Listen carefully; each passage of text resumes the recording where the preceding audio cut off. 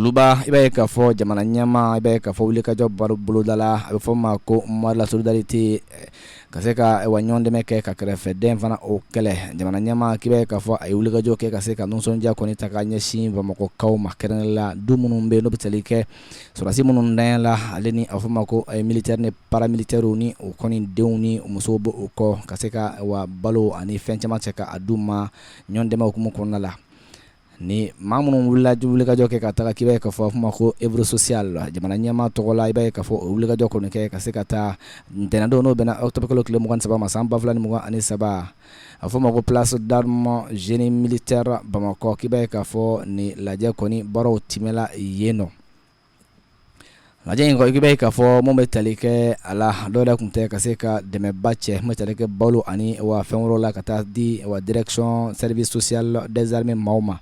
Ka ɲɛsin muso minnu ani den minnu kɔni bɛ yen n'i b'a ye k'a fɔ olu kɔni muso cɛw ani denw faw b'a ye k'a fɔ n'u tali kɛ militaires la ani paramilitaires hakilijigila minnu kɔni bɛnna cɛya kɛlɛ kɔni kan Mali bɔli la gɛlɛya kɔnɔ. Nin lajɛ in k'i b'a ye k'a fɔ hakilijigila mun bɛ tali kɛ a kɛyɔrɔ la ministre commissaire à la sécurité alimentaire a tun bɛ ale ka ɲɛmaa yɛrɛ hukumu kɔnɔna la Redouane Ag Mohamed Ali ale ni directeur administratif financier présidence yɛrɛ la colonel Mahamadou Cheikh Cherifo Tunkara délégation mun kɔni wulila ka taa i b'a ye k'a fɔ a ɲɛmaa tun bɛ maa min bolo bɛ tali kɛ monsieur Agibo Dambele la ale ye conseil spécial de présidence yɛrɛ la o wulikajɔ kɛ ka taa malo o bɔra 200 i b'a ye k'a fɔ ɲɔ bɔra 200 ka taa se a fɔ ma ko pâte alimentaire macaroni carton 200 ale ni école den minɛnw olu fana 200 o taala ka ɲɛsin muso ani denmisɛn ninnu ma wa minnu faw kɔni danyala minnu cɛw danyala kɛlɛkɛtɛ kɛnɛ kan. Ka bɔ yen nɔ wa bɛ tali kɛ kɔrɔfɔw la madame le maire commune 3 tɔgɔ la i b'a ye k'a fɔ a yɛrɛ ye kɔrɔfɔw ta ka se ka sinsin a kan k'a fɔ bolodiɲɔgɔnma nafa kɔni o tɛ fɔ ka ban wa fɛn bɛ ka kɛ dɛmɛ ye ka ta ka ɲɛsin ma dɔwɛrɛ tɛ a bɛ ka bɛn ani kɛlɛ de sinsin ka o laɲini ka an ka jamana kɔnɔ. Mun bɛ tali kɛ directeur service social des armées la a fana ye hakilijigi kɛ k'a fɔ nin baara in kɔni a bilalen bɛ lakana o minɛn kɔnɔna la tiɲɛ don jamana bɛ gɛlɛyaba kɔnɔ an bɛ don min na i ko bi wa k'a dɔn k'a fɔ o gɛlɛya kelen in kɔnɔna la dɔwɛrɛ tɛ an bɛ don min na i ko bi Mali wa a ka kan ka se ka ɲɔgɔn dɛmɛ kɔni kɛ yɔrɔ caman la.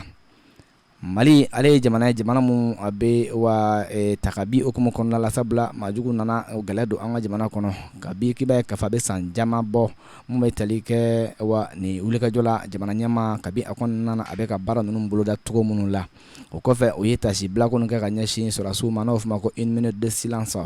mun bɛ tali kɛ o kɔfɛ minnu ye ntɔnɔbɔ kɛ olu ka kumalasela fana a y'a ka nisɔndiya jira kosɛbɛ ka ɲɛsin jamana ɲɛmaaw ma ni dɛmɛ mun talen bɛ ka ɲɛsin u ma kɛnɛla olu musow cɛsabatɔw ka taa se denmisɛnw ma minnu fana faw tɛ yen nɔ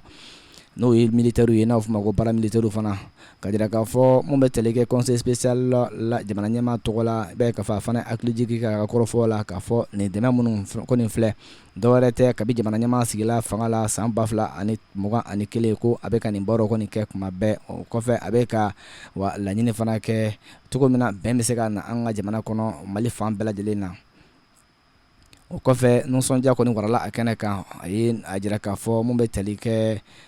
nin kɛnɛ in kan dɔwɛrɛ tɛ maaw ka bolo ɲuman kɛ jamana ɲɛmaa y'a jira k'a fɔ an bɛ fɛn fɛn na bi jamanadenw de bɛ ka bɔnɛ o ni la ka maa wɛrɛw de fana bɛ minnu bɛ ka olu fana tanga n'u bɛ tali kɛ sɔrɔdasiw la militaires la ko maaw kana ɲinɛ o kɔ. A kɔrɔfɔ in la i b'a ye k'a fɔ ko lajɛ in kun cɛla ni fanfare maaw olu ka dɔnkilida an'u ka fanfare jouer ka se ka maaw nisɔndiya cogo min na a kɛnɛ kɔnɔna la kunnafoni bɔra président de la république ka kɛnɛ kunnafonidi so la n'o bɛ tali kɛ président de la république du Mali olu ka kunnafoni di so kunnafoni kɔni a bɔra yen nɔ.